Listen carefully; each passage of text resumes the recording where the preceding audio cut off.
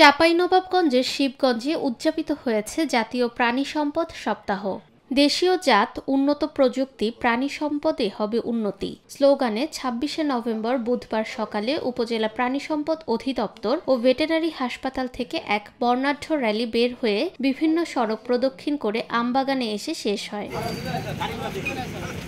উপজেলা প্রাণী সম্পদ কর্মকর্তা ডাক্তার মোহাম্মদ শাহাদাত হোসেনের সভাপতিত্বে আলোচনা সভায় প্রধান অতিথি হিসেবে উপস্থিত ছিলেন উপজেলা নির্বাহী অফিসার মোহাম্মদ আজাহার আলী। বিশেষ অতিথি হিসেবে উপস্থিত ছিলেন কৃষি কর্মকর্তা মোহাম্মদ নয়ন মিয়া, সিনিয়র মৎস্য কর্মকর্তা সঞ্জয় কুমার সরকার সহ আরো অনেকে।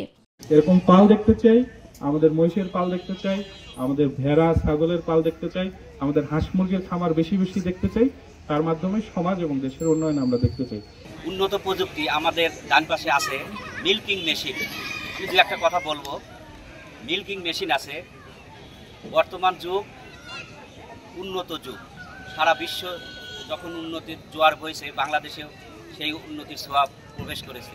প্রাণী সম্পদ সপ্তাহ উপলক্ষে আমবাগানে অনুষ্ঠিত মেলায় ৩০টি স্টলে হাঁস, মুরগি, পাখি ও বিভিন্ন প্রাণী সম্পদের প্রদর্শনী সাজানো হয়। জাতীয় প্রাণী সম্পদ সপ্তাহ উপলক্ষে আয়োজিত এই অনুষ্ঠান ও প্রাণী সম্পদ মেলা খামারিদের উৎসাহ দেওয়ার পাশাপাশি আধুনিক প্রযুক্তি ভিত্তিক চাষাবাদের নতুন দিগন্ত উন্মোচন করবে বলে আশা করছেন সংশ্লিষ্টরা। দেশের প্রাণী সম্পদ খাতকে আরও এগিয়ে নিতে এমন উদ্যোগ ধারাবাহিকভাবে অব্যাহত থাকার প্রত্যাশা ব্যক্ত করেন তারা।